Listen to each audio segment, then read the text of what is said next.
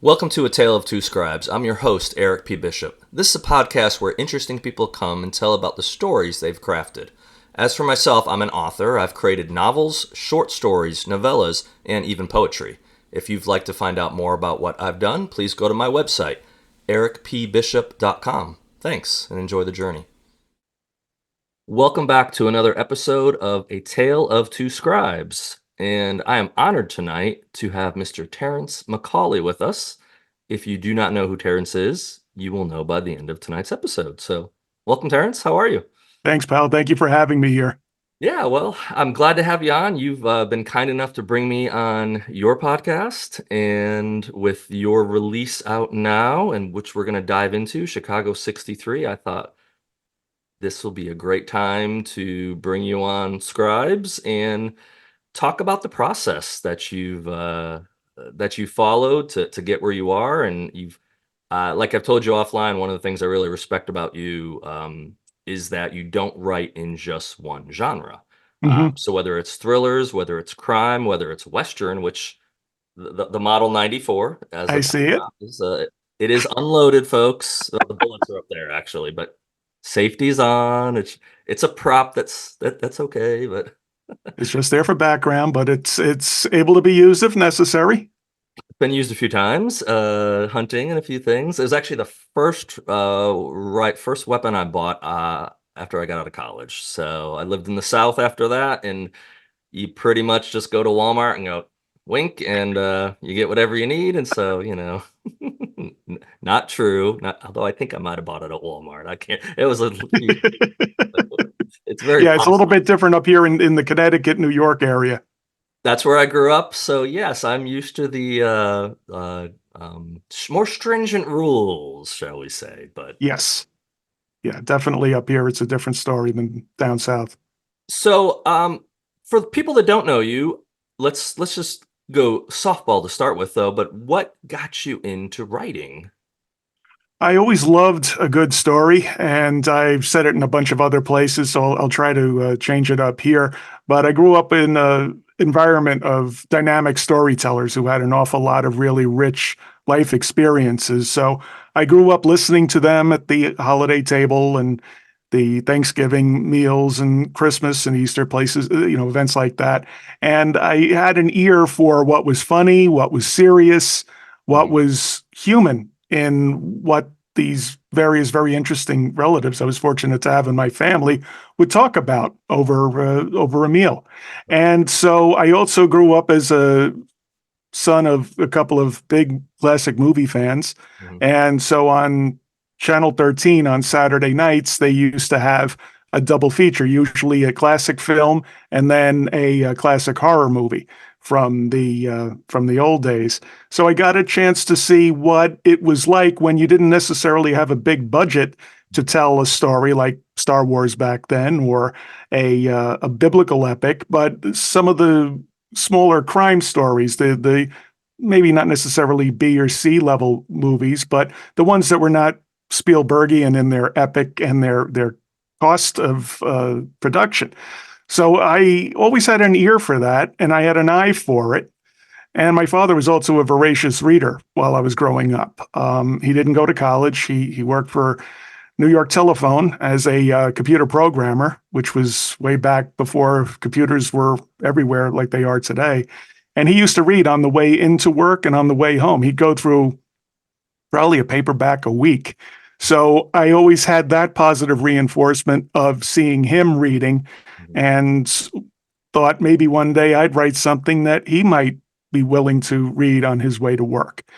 So I had an ear for good storytelling. I developed it through high school on my own. And then in college, I had the chance to take an elective for creative writing and put together a story, and everyone kind of liked it. And I was surprised by that. And I stuck with it even after I graduated college and throughout my early career as a office worker in Manhattan and worked for New York State government at the time for 25 years. And I just got to learn more and more about the colorful characters and the different types of people and different types of situations you see as a employee of New York State government. So it was all fodder for my writing, and I developed it through lots of workshops and working on my craft through different classes I took. And it was a slow but steady process, and it's gotten me to where I am today. So we have something in common with that. My father worked for Southern New England Telephone, so SNET is what it was called in the day, but up in New England. And same as you. So my dad didn't go to college, but he was a reader. Mhm. And I mentioned the acknowledgments in the back of the Body Man, and I'll always remind him of it. Of he gave me my first Clancy book, and I'd read mainly classics up to that point. And I remember when he gave me Tom Clancy's book, and I don't remember which one it was. It was one of the earlier ones that Mhm. Clancy wrote, but that just like changed my world from a literary standpoint of like, wow, someone. And I don't write like him with the details and all that, but just the style he did really connected with me, and that then developed into Vince Flynn. Once Vince, because Vince kind of took Uh, what Tom did, but he condensed it, got right. very didn't go into the weeds as much, but he took that action style and that those character developments, and he just like went with it. And so when I started writing, who do you emulate, but who do you read typically?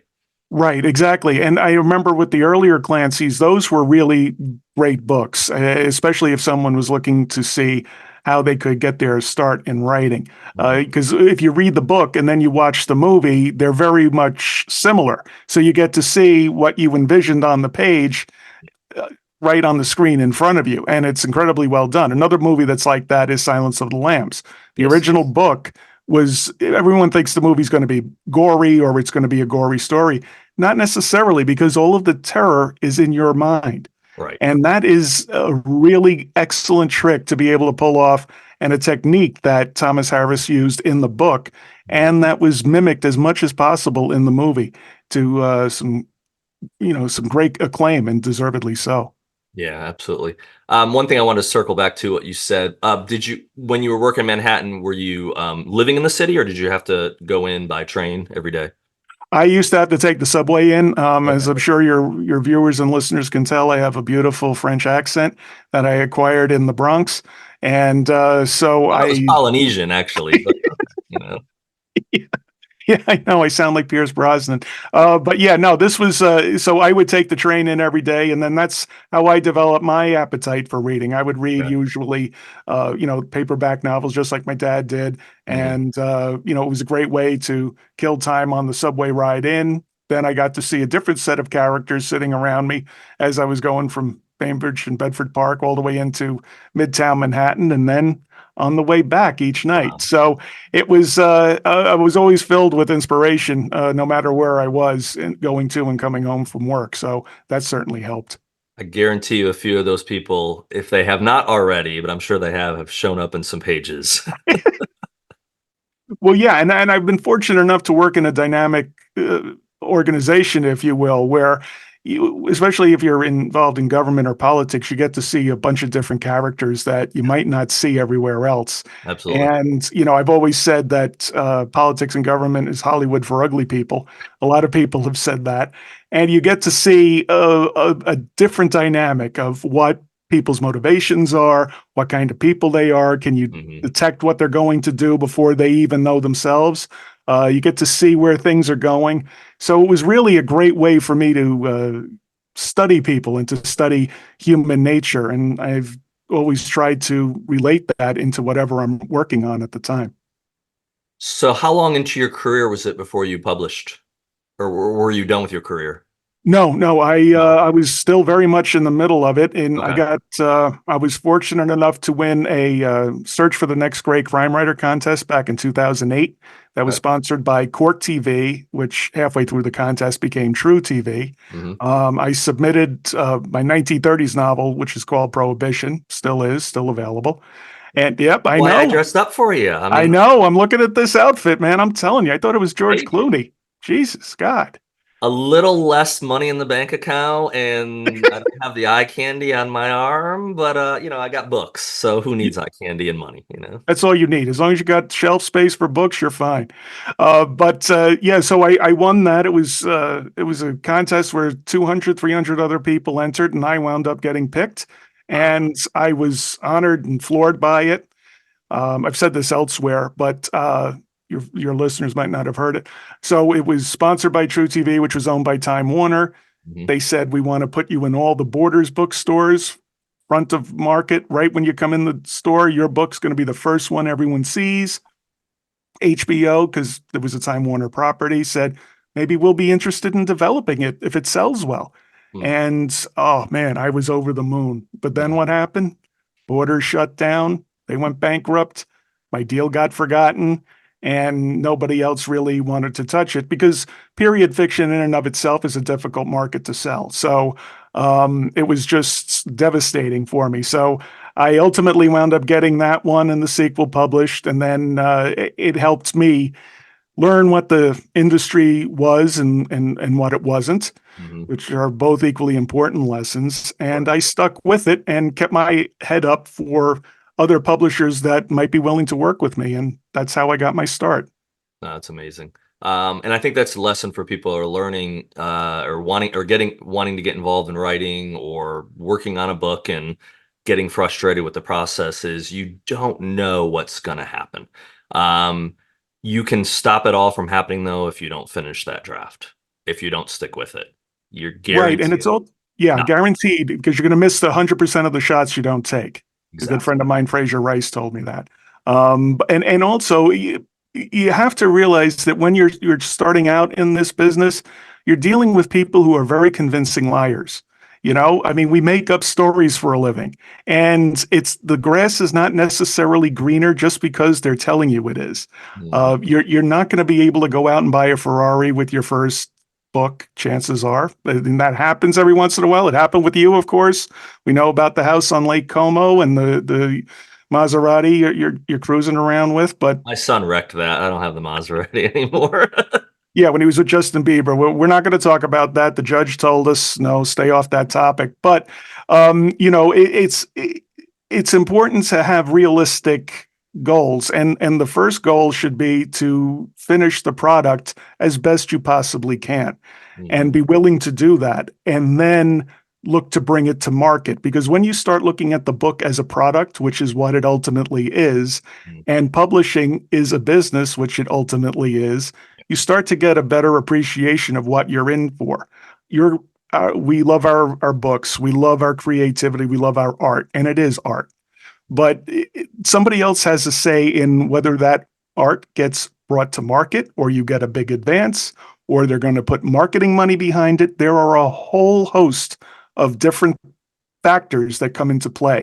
And it's important for new writers to realize that and to just keep an open mind and be open to opportunities from places you might not have thought. Like if you say, I'm just a novelist, that's what I'm going to do. That's great. But don't shut out the idea of maybe doing a short story for an anthology Mhm. or 100%. changing it up a little bit, go for a different genre. All of that, once you keep your eyes open for opportunities, it can lead to some really wonderful places. And I think a lot of early writers in their career tend to get a little discouraged early on because it's not what they think it is. 100%. Well, and I think everyone's probably guilty of it, or most people are guilty of it. They look at the 1% and they go, Hmm. "Oh, that's success." That's success for the 1%. And Right. there's other people that make a living off doing this, but first of all, you have to be in it because you love writing. If you're Right. doing this because you think you're going to get a seven-figure book advance and you're going to get a seven-figure movie deal and all that, you used to live near or work near a place that had lots of bridges. You Hmm. better off probably jumping off one of those bridges, Yeah. because you'll achieve what you're trying to do with that one. But if you put all your eggs and you've got to have that big deal or whatever, I think your motives are wrong. And Yeah. also the reality is the chance of you being that one is not very high. If you accept that it can happen and that you possibly could be the one, but what do you control in that narrative? Right. writing the best book you can. That's what's in your control. Much of that other stuff is out of your control. At least for me personally, and I'm preaching to the choir with this one, is I had to accept that years ago. That Hmm. guess what? I can't force all this to happen, No. but I can write the best book possible. And if that book's not good enough, guess what? I have the ability and the privilege to write a next book. Right. And maybe that's the one that will happen, whatever my dreams are, whatever my aspirations are. But don't limit yourself to say, man, you get that door. I mean, it's across from you, so you can't see it. But Brad Meltzer, who Hmm. has been just a huge inspiration to me, Great guy too. best guy in the business. Just so amazing to so many people, including myself and so many others. Advice he gave me years ago, and I got him to sign it, and it's up on my wall. It's signed by him. Don't let anyone tell you no. Right. If you believe in it. Now, maybe no is the right answer. Maybe you're not going to get that book published, but there's other avenues for you. Maybe you're not going to get published with, Penguin. Maybe you're Hmm. not going to go to Simon Schuster. Maybe you look at a smaller publisher. Maybe you go down the route that's the easy button in a way, but you can self-publish. Uh, Sure. if you're going to do that, and I've talked about that in other podcasts, if you're going to do that, well, then do it the right way, because there's a Right. right way to do it and there's a wrong way to do it. But if you go down that path, and there's nothing wrong with going down that path, then do what you did with your manuscript. You gave Hmm. it everything you had. Well, self-publish with everything you can possibly uh, do for that product. And it's a loaded thing because most people have full-time jobs and they have families or they have responsibilities. You can't don't go mortgage your house to self-publish your book, because No. you're not going to get a return on that investment. No. But you can work hard and learning the process. And there's so much free advice out there and so many websites and people like yourself or me that's helps and willing to help other people that reach out. Like, Hmm. I'll tell you what worked and what didn't work. I have no problem DMing people or talking about it in podcasts of what to watch out for, what to go for. Um, Right. there's no excuse not to do it the right way. And then how it sells, well, at some point that's out of your control.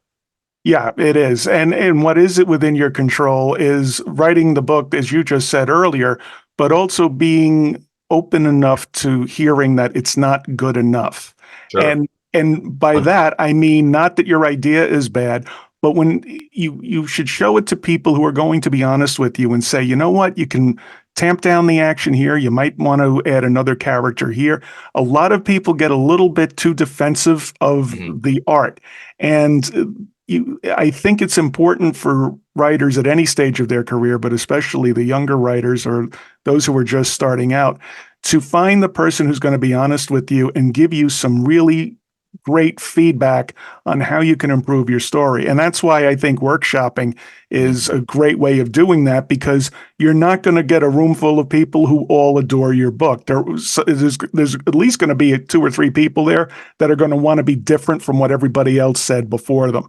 And that kind of input is invaluable when you're trying to bring a book to market. Then after two or three books, you tend to get a sense of what works, what you can do, Mhm. what you don't do well, the different pitfalls to avoid. And that's one thing. But making sure the product is as good as it can possibly be can't be understated. It's Yeah. and sometimes it costs money. Sometimes you have to pay for a proofreader to go through it or a copy editor. Right. Unfortunately, in this crowded market with so many people writing books, and now with AI, I bet everybody who's got an idea just plugs in a few words to an AI program and they're able to get a book. You got to make sure you have a decent product so you give yourself the best possible shot. Yeah, 100%. Yeah, I definitely agree when it comes I think one of the things I've seen where people go wrong or a small publisher might come up with issues is that someone tries to do everything. Right, And there's always the exception of the rule. There's someone out there that can do it all and do it all really well. I'm not one of them. right. What can I do? I can tell a really good story. I think I'm pretty decent at marketing. I think I can Hmm. communicate pretty well with folks.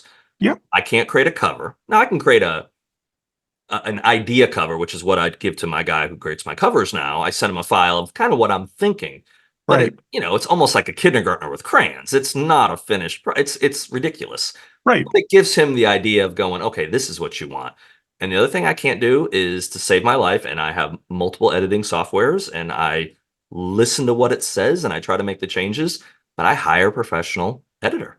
Yeah. And it's worth the money because inevitably something's going to be wrong. I mean, something's still I frequently read books and see typos. And those are books that are published and they hit the New York Times bestseller list. Yeah. So probably a little less eyes see it than you think. You're thinking, well, dozens of people have read it. Maybe not, but a No, bunch of people have looked at it. It's gone through several hands, and it still doesn't, you know, doesn't have perfection. exactly right. But you do the best you can. If you hire an editor and you hire a good editor, their job is to catch, 99% of the mistakes, 98%, whatever the percentage works out to be, Right. which is what you're looking for. Right. Yeah. And you also, if you're just starting out, you have to realize that you need something that's going to separate you from the pack. And you 100%. have to make sure that if that product is as good as it possibly can be, you're removing the publisher or the agent one step further away from no.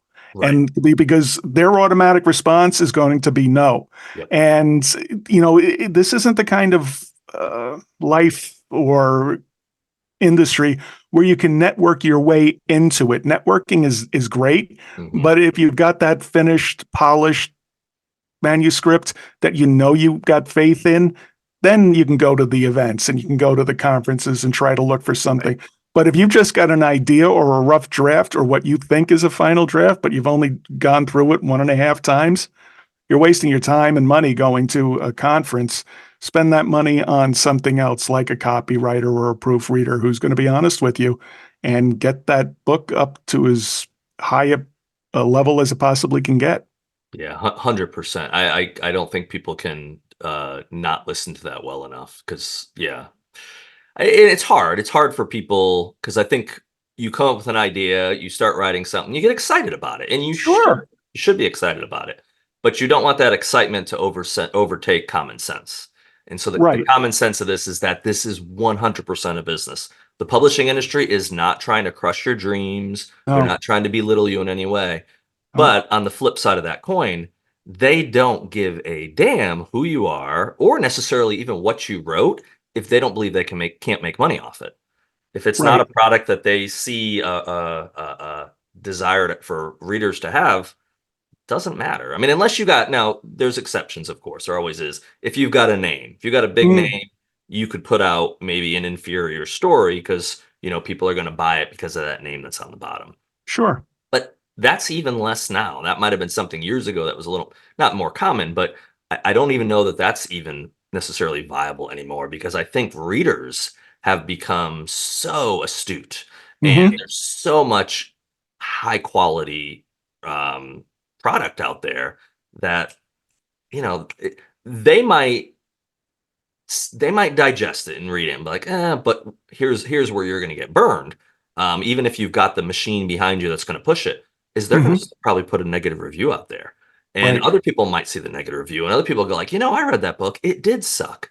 Well, again, publishers don't want to have a book out there, even if they think they can sell it, if it's going to tarnish any future options to write another book.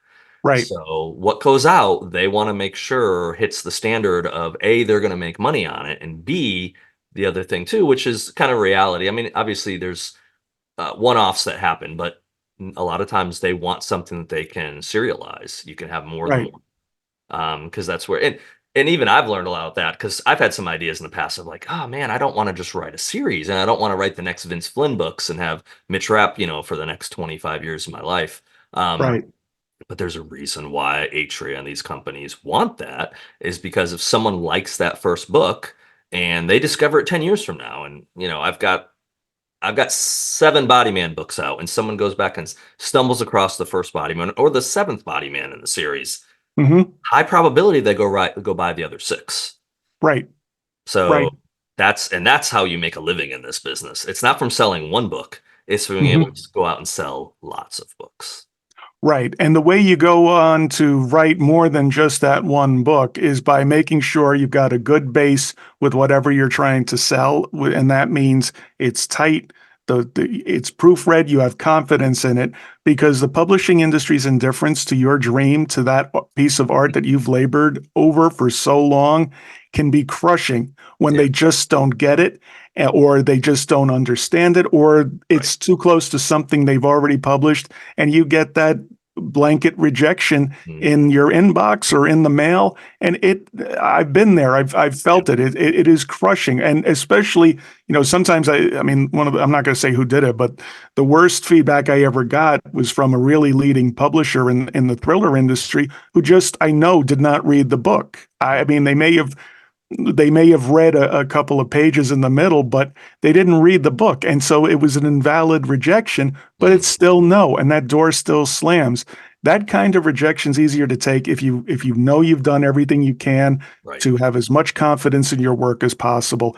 And that's something that, yeah, you might have to tweak it if it finds a home. Mhm. Maybe you're lucky and it gets an agent. Maybe you're lucky and you go straight to a publisher. Yeah. But either way, you have to be open to adjusting your craft if you hope to have any success in this business. 100%. And just circling back to what you said before, and I think that for people listening in that want to go down that path, finding people, which it's not easy, but finding No, people that will read an early draft and give you constructive criticism is key.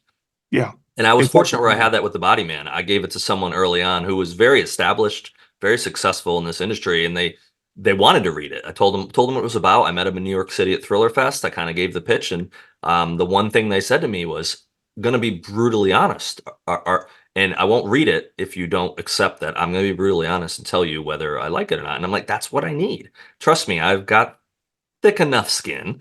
Hmm. I believe in the product, but it's possible that nobody else will. And if so, I want to hear that." And I got the response I needed, which was absolutely, you've got something good here.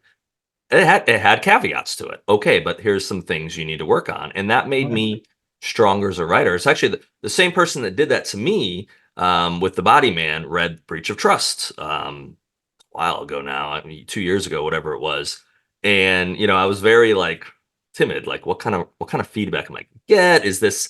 And the overall response was, "You got better," which I was Right. like, "That's what I want to hear." But what's crazy, and this person's name will come out one day because what I'm about to tell you, it will be dedicated to them. But Hmm. as they're going through it, there's like got one problem though, or more than one, but one big problem. Okay, what's that? Take chapter 3 out. And I'm like, "Well, dang, I like chapter 3. It's really good." And they said, "That's the problem. What you're doing in chapter 3, we totally get it. Totally get what you're doing.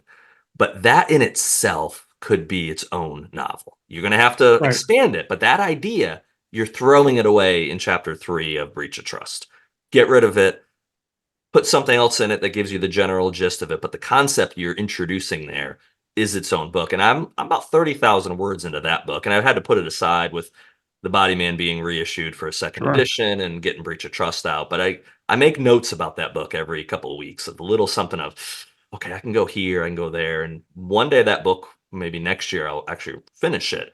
And Hmm. when it comes out 2-3 years from now, it'll be dedicated to that person because that person believed in what I was doing and also gave me that idea of make a book about this. And that's the amazing part of this industry and the people you meet is the helpfulness you get. It's not, and I've said this in other things too, it's not a competition. No, If I sell a book, I'm not stopping Terrence from selling a book. no. In fact, me selling books well and having connection with Terrence and social media connections might help you, and Yeah. vice versa. Great writing rises to the top. It's irrelevant of whether there's 3 people coming out with books or 5 or 6 or 7, because people that read don't read one book a year. Uh, Right. they read quite a lot of books, most of them, obviously. Mhm. Right. Yeah, and it's really it's writing is the kind of thing. It's kind of like boxing. It's the one pursuit that you can't play at. You can play baseball, you can play basketball, Right. but in boxing, you're fighting. And the same thing with writing. You can have a strategy, you can have an idea for what you want your cover to look like. You can already have the hotel picked out where you're going to go on your multi-city book tour. But ultimately, you have to get your hands dirty. You have to get involved with the process, and you have to be malleable as you were with the early feedback you got about somebody you respect saying, you know what? You've got something buried in one chapter. Why don't you move that over and make it its own short story or its own novella or its own book? And being open to that kind of input is invaluable. Yeah. Yeah, and I think I think sometimes that kicks in because we all have imposter syndrome.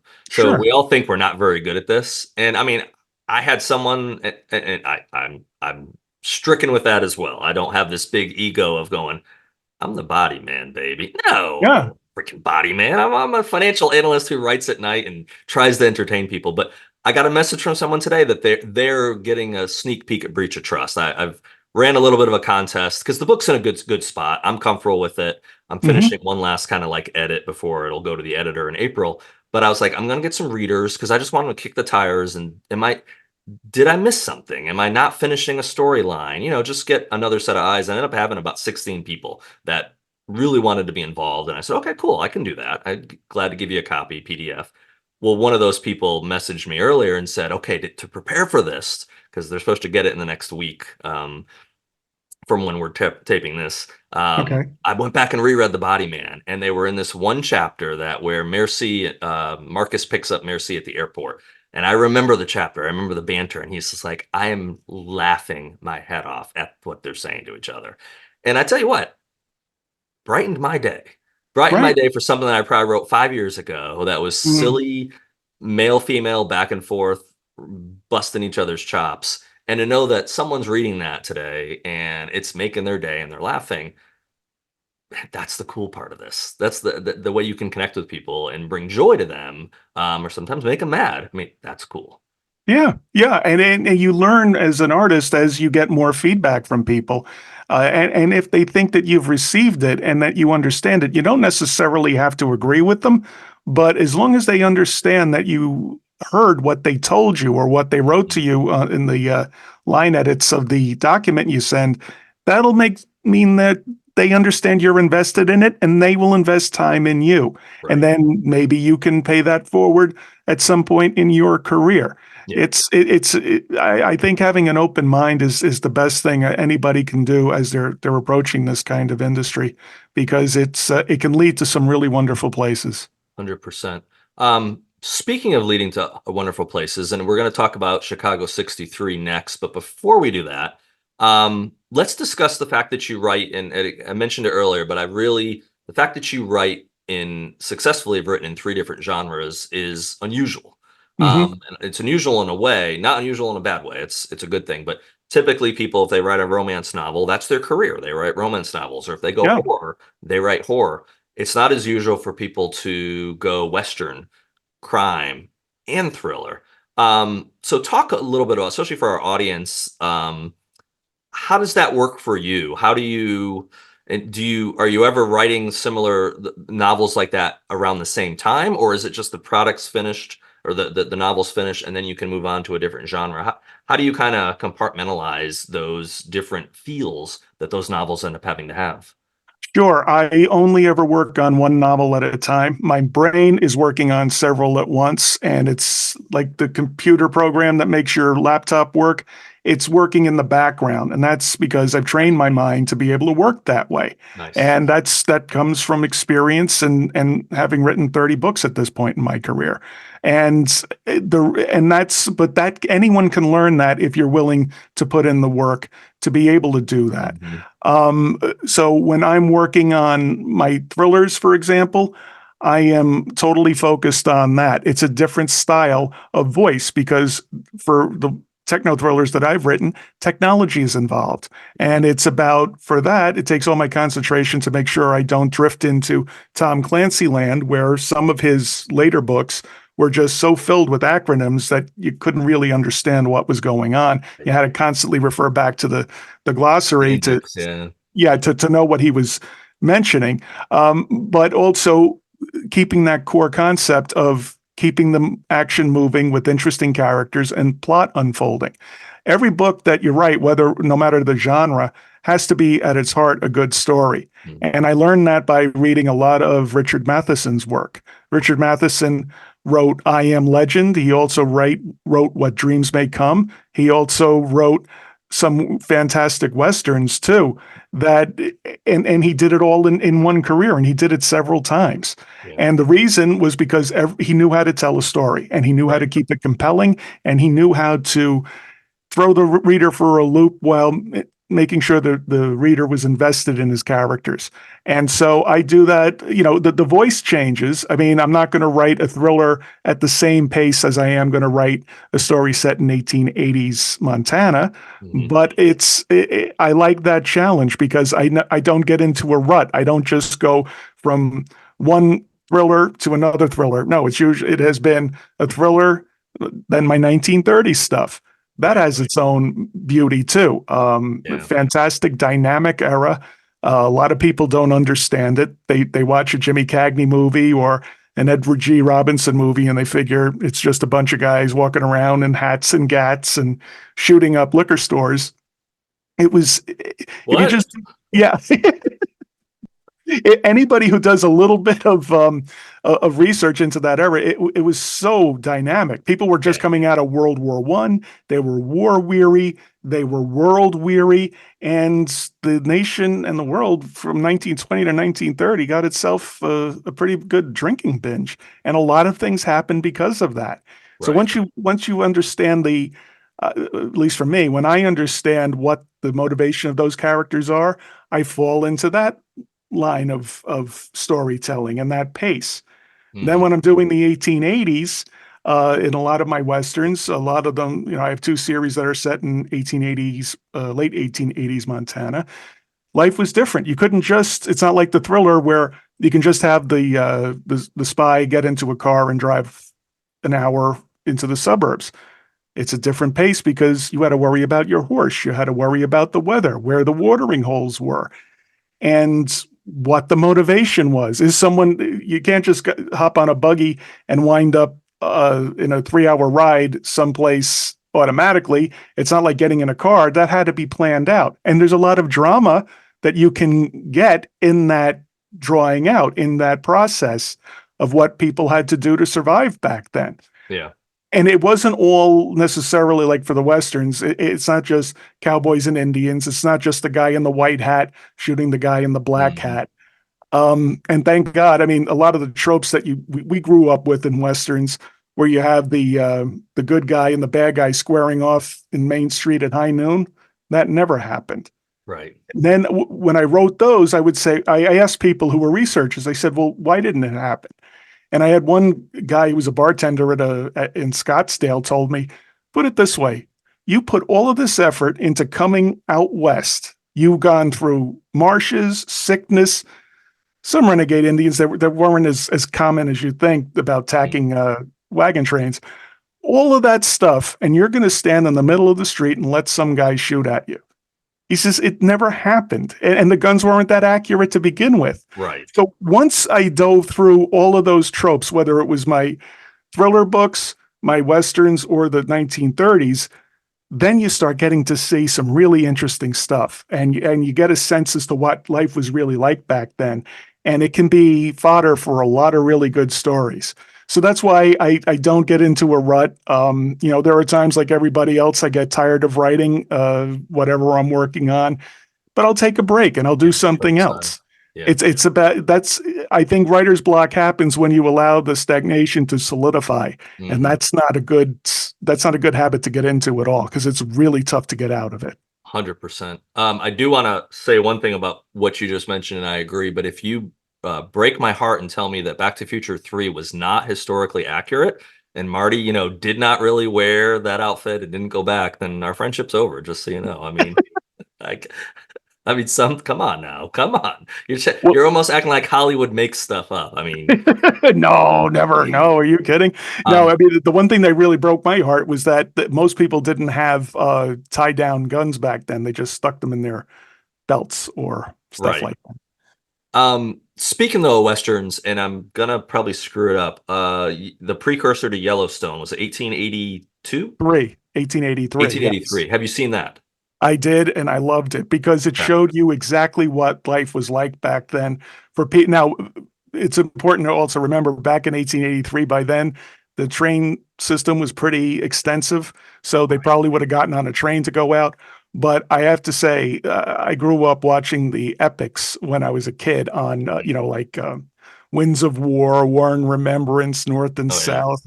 And among those was Lonesome Dove. Lonesome And Dove, exactly. I would put 1883 on par with Lonesome Dove, not the book. I know a lot of McMurtry people are going to get angry at me. I'm not talking about the book. I'm talking about the series, which Right. I loved. I thought it was pitch perfect.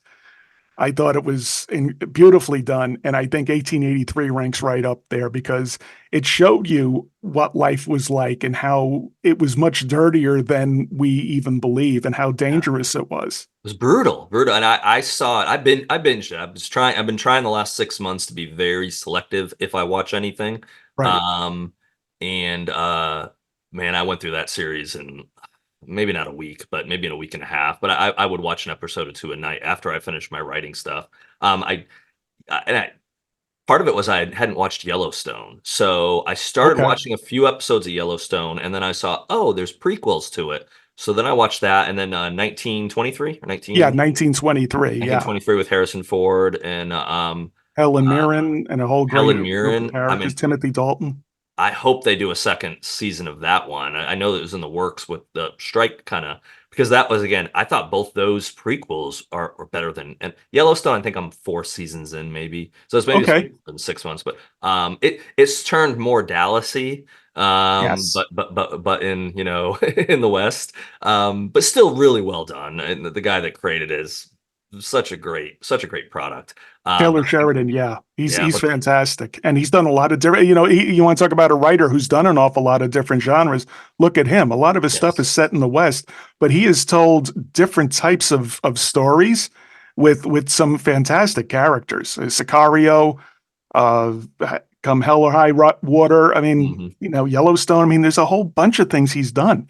He's Yeah. just a writer's writer, in my opinion. Totally is. I saw, and the first time I knew anything about him was when Joe Rogan had him on. Oh, Um, okay.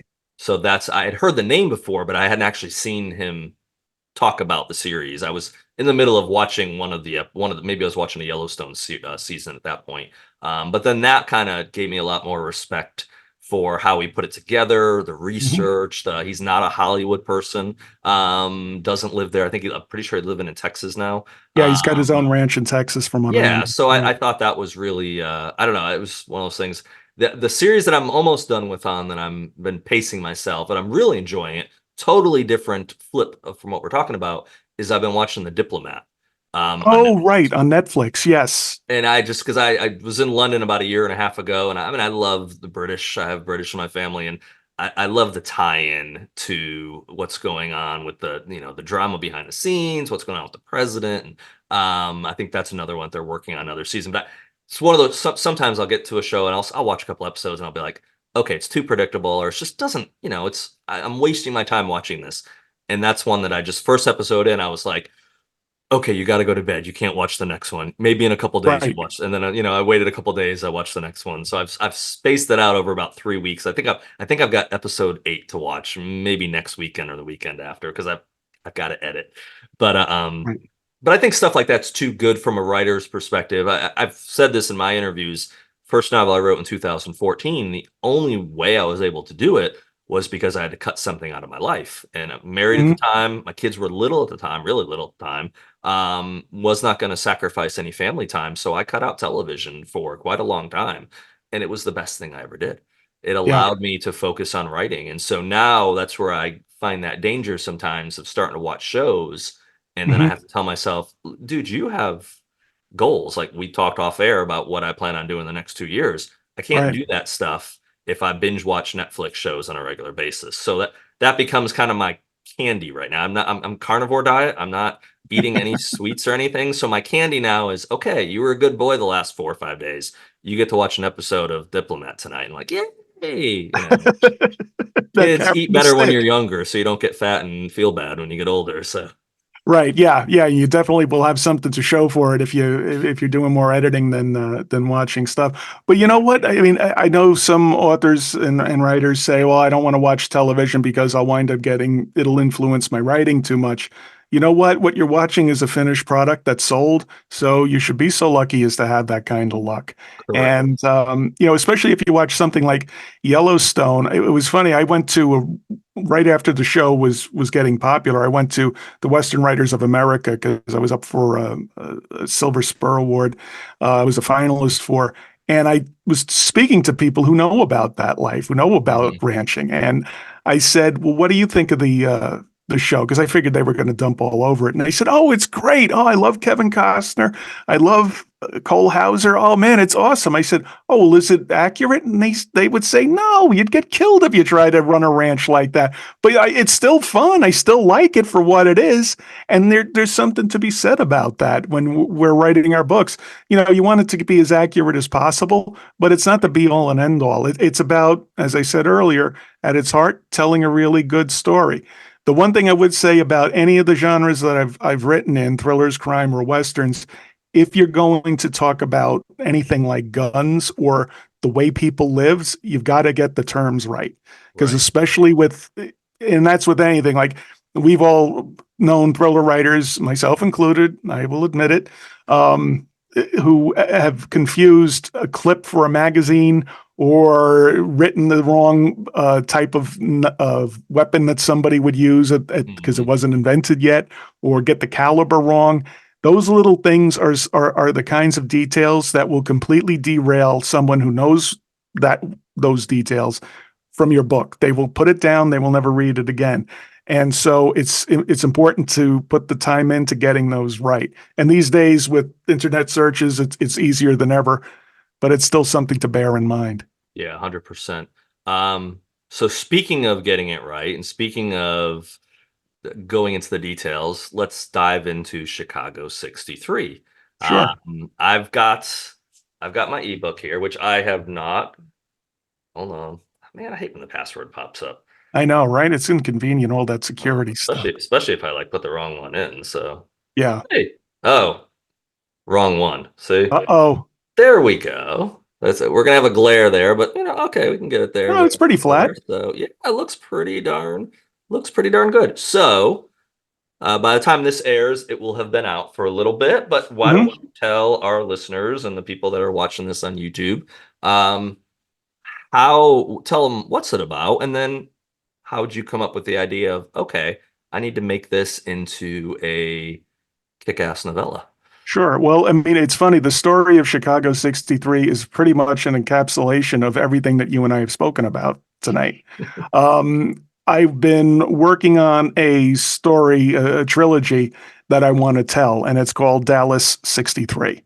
Okay. And it's about my vision of it is it's a trilogy. It's three books told about the Kennedy assassination in Dallas. And the first book, tentatively called Twilight Town, is told from a Dallas cop's perspective. He's a Okay. special intelligence detective with Dallas Police Department, and he finds himself embroiled in the early days of the conspiracy to ultimately kill Kennedy. Then the second book would be about what happens when Oswald is set up as the patsy, and this Dallas police detective is trying to rescue the guy who is his source, Hmm. who was involved but didn't pull the trigger. And then the third book would be about the ultimate hunt for the suspects in the early days following the assassination, and all of that actually happened.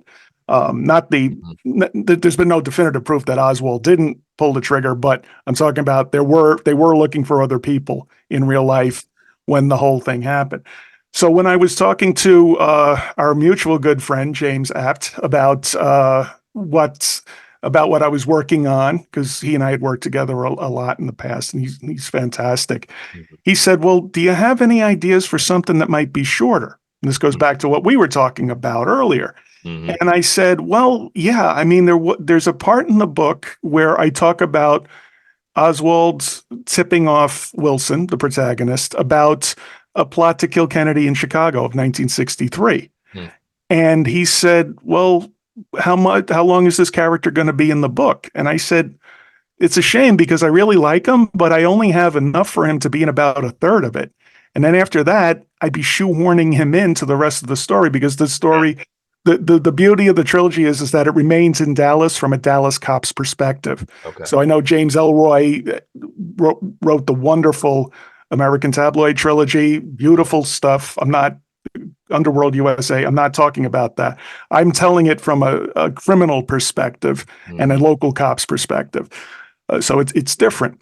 And he said, well, why don't you just write a short story or a novella about that and see what comes of it? Mm. So you were saying wait for inspiration, wherever you can find it. Mhm. So I took that part of the story out of Dallas 63, Wow. started working on it, and from there I got Chicago 63.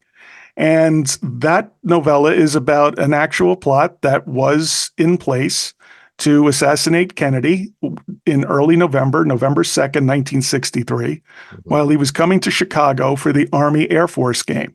Wow. And this was an actual plot that if you do research, you can find it. It's not a fringe theory. It actually happened. There was a guy named Thomas Valley who had worked with a lot of the people who were involved in the Bay of Pigs invasion, the Mhm. invasion of Cuba. A lot of those people were trained at camps in around the United States. Thomas Valley was said to have worked at some of them. Mm. One of his allies said, since the Bay of Pigs failed, this is our chance to get Kennedy while he's here in Chicago. And the plot involved, just like Dallas, the presidential motorcade coming off a highway, doing a slow turn near a warehouse. And Mhm. that's where the assassination was set to take place. Wow. And Valley, the reason why remains someone of interest is because Valley worked in one of those warehouses with a perfect view of that route exactly when it was supposed to happen. So my book is a novelization of that. Mhm. And as I was writing the book, I created one protagonist who is based on someone who actually lived. In my Okay. book, his name is Abraham Golden with a G. Mhm. In real life, the protagonist is Abraham Bolden with a B. Okay. He was somebody who did not have anything to do with the original investigation or trying to protect the president when he was going to Chicago, but he is remarkable in a couple of ways. Mm. Number one, he was the first African American Secret Service agent to be signed to protect the president, and that was at Kennedy's request. So Kennedy was on record as calling him the Jackie Robinson of the Secret Service. He then transferred to the Chicago office after he did his time with the protection detail of the president. Mhm. He was the Secret Service's one of their top counterfeit investigators. He was very good at his job. Okay. But I have him involved in the role that a couple of different Secret Service agents played and FBI agents played Mhm. in uncovering the plot. Mm. Because if I have too many people involved in a thriller, people, especially in a novella where you don't have a lot of time to set Yeah. things up, people get 100%. distracted. You have too many moving parts. It's tough to have any kind of gelling together. Yeah. So I made Abraham Bolden the hero in the story as Abraham Golden. So he uncovers a plot that involved four Cubans. Two of them were arrested and brought in for questioning. Two of them escaped. Mm. And that's also a matter of fact as well, because they escaped with the rifles and nobody knows what happened to them. But Valley was involved, and there was also somebody else named Homer Echeverra who was involved uh, in putting all of this together. So as I was doing my research into this, I couldn't believe how much was out there about this and Mm. how much we had really forgotten Yeah. about this plot. I mean, there was a big magazine article that was written in 1974 that laid a lot of this Like out. I said, yeah. Well, So that's how you get inspiration by doing the deep research, and this story went in so many different directions I didn't intend it to. So that's why research is important. very important. And there's so many things like you just touched on that are lost to time or Hmm. in public education, private education, or whatever, is not necessarily highlighted because, especially a lot of people, unless they really dig into history and study it themselves, a lot of people's touching of history is what they get in schooling. Right. And they might not, enjoy it that much. So they don't do independent research. So if your teacher didn't tell you, that, well, there was actually another plot that, and it kind of was, a newsworthy event for Hmm. Kennedy. Yeah, I didn't know about it until I started, months ago hearing about what you were doing and looking at the Right. details. And I'm like, really? And I mean, I do actually, to some degree at least, still study history. Sure. So yeah, but I love just taking that history and then bringing it alive. That to me is super exciting and super just admirable for someone like yourself to do. So Thank you. Yeah, it was a lot of fun to actually look into it, and I've always collected conspiracy theories, if you will, and ironically enough, I've always come out on the side that there was a real world explanation for it. You right. know, I My wife will tell you I've watched a ton of ancient alien stuff, but I didn't run around and make a tin foil hat for myself and hide in the closet. I figured people just tended to get around a lot better than we thought they did. They probably got Yeah. around on wood boats that rotted over the centuries, and that explains quite a bit of the shared technology you see. UFOs. I think much of it is military grade technology or private Mhm. sector technology. And to bolster that point, a few years ago, there was a big movement in the UFO community about flying rods, and they would show them. You'd see these streaks of steel going through the sky. Most of those were Predator drones. We found that out after after a few years. And the same thing happens with the Kennedy assassination in that the deeper you look into the background and get away from what happened in Dealey Plaza, you Mhm. start to see a lot of different possibilities that just aren't easily explained away, Right. like the ancient alien stuff or the other conspiracy theory topics, because you get to see events like Chicago '63 that are not it's not the triangulation of shots. You're not talking about the speed or why this happened. You're talking about the people involved. And Mhm. like any good crime story, it's ultimately about the flawed people who are involved in the background that drive Right. the action. That's Yeah. what happens here. Yeah, drive the action, and then they're the ones that normally will goof up at some point because that's what human beings do, and that's Yep. when story comes out of, "Oh, so you were trying to get him in Chicago too, weren't you?" Like, "Oh, no, no, no." And it's funny you said that. The reason why I wanted Abraham Golden, but in real life Bolden, to be Mhm. the protagonist is because he's part of the reason why we still know about this today. Because in real life, he didn't have anything to do with the investigation. He, in real life, did not stop the assassination attempt. Mhm. But he did try to bring this to the attention of the Warren Commission in 1964. Interesting. They wouldn't allow it into the formal record, and ultimately Bolden was punished and was went to prison for 7 years for a bribery charge. And to show that he was set up for it, and just to prove it, President Biden pardoned him last year. No, in 2022. Okay. So there was a lot going on with that brave man's story that Yeah. if you look at the record, the historical record, it does pan out. He does have a book out called Echoes from Dealey Plaza.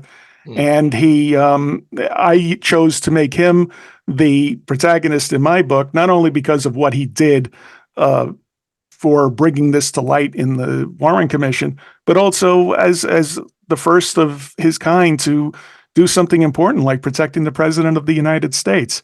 And he wasn't necessarily on the ground when it happened, but he certainly played a heroic role in trying to bring this to light.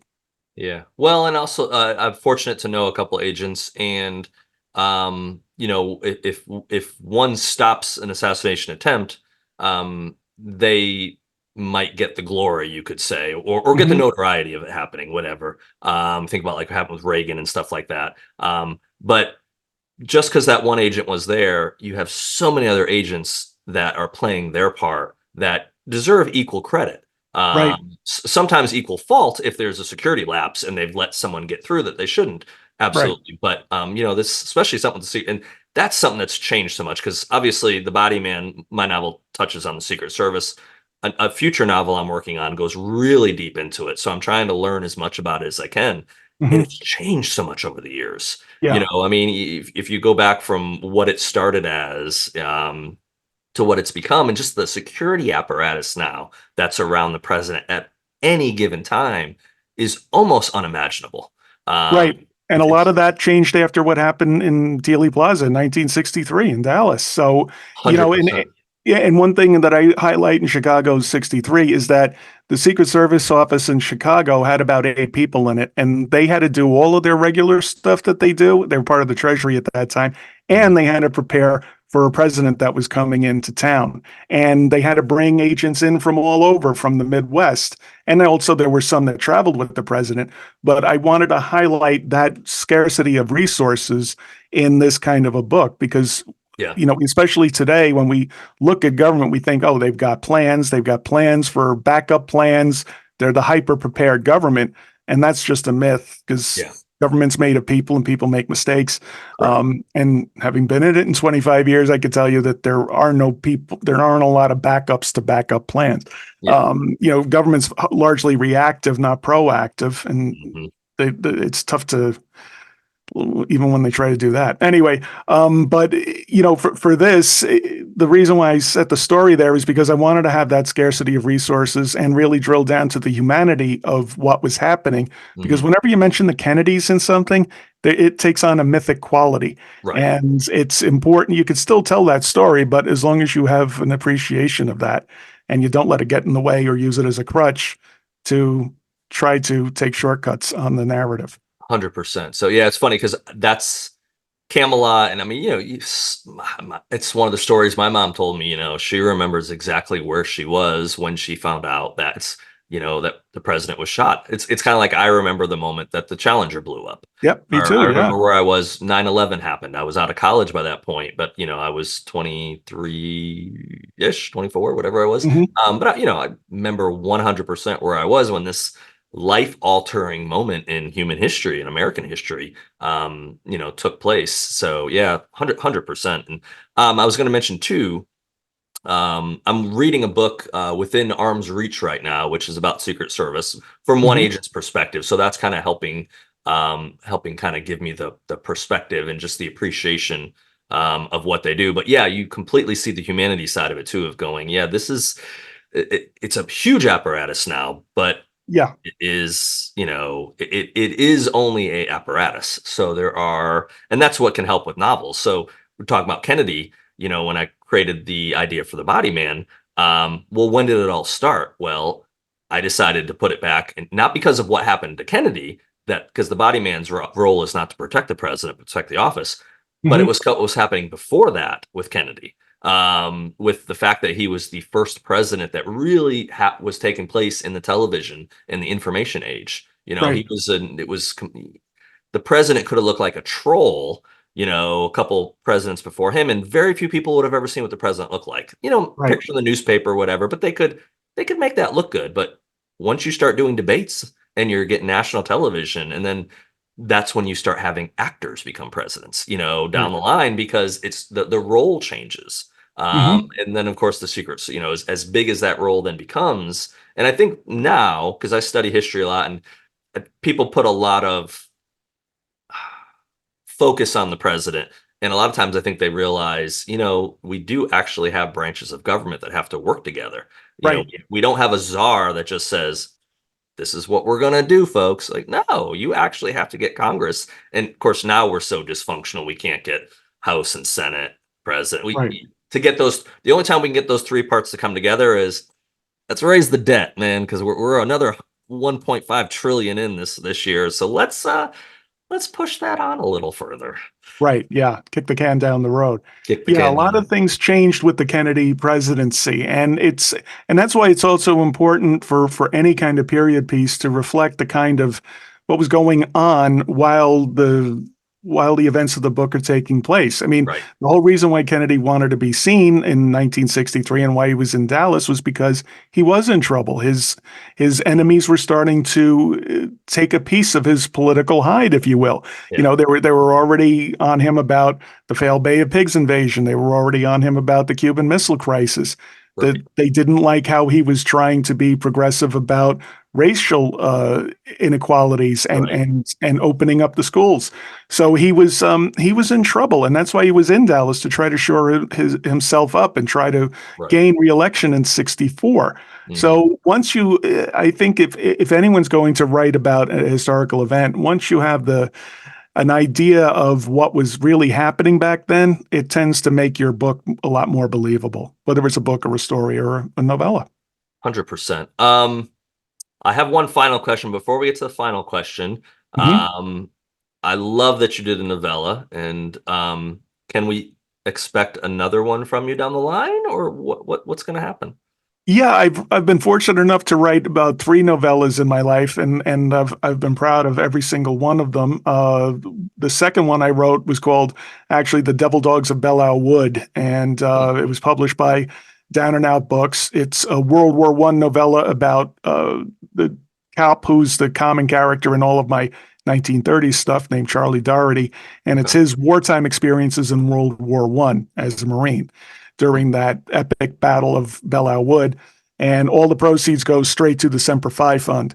It's a kind of medium that I really enjoy writing about. It's longer than a short story, but not quite as involved as a novella, and I Right. enjoy the challenge of telling something like that. In terms of another novella, sure, I would love to be able to write one. I don't envision seeing a heck of a lot more of Abraham Golden or Mhm. revisiting the Chicago novella. But as I'm writing the Dallas 63 trilogy, if I have an idea for something or I come across a fact that I think is going to be interesting enough, I'll sure be willing to return to the novella form. Awesome. So my final question for you, it's a little bit of a detour from what we've been talking about, but it's a question I've asked everybody else so far on the podcast. Hmm. I think you might agree with me that I view really life as a book. You Hmm. have a first page, you have a last page. Yep. None of us know how many pages are going to be in between those two pages. But you're a writer.